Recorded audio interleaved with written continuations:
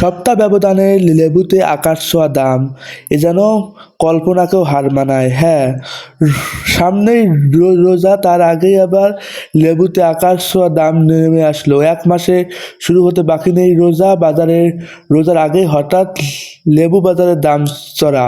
রাজধানী বাজারে কিংবা এলাকায় ভ্যান কোথাও বা 50 টাকা কমেও একখালি লেবু পাওয়া যাচ্ছে না।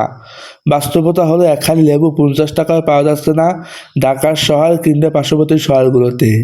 কিছুদিন আগেও যেই লেবু পাওয়া যেত সেই লেবুই এখন একখালি লেবু 50 টাকা বিক্রি হচ্ছে।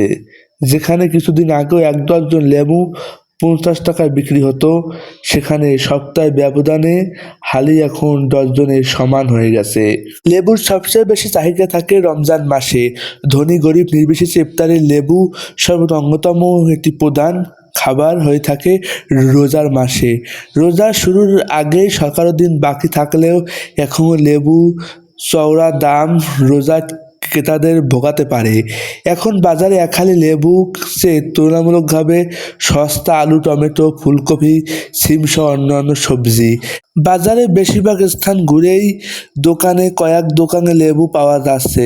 আকারে ছোট লেবুর দাম চওড়া হচ্ছে 50 টাকা হালি। আকারে বড় লেবু হলে প্রতি হালি দাম হচ্ছে 70 থেকে 80 টাকা।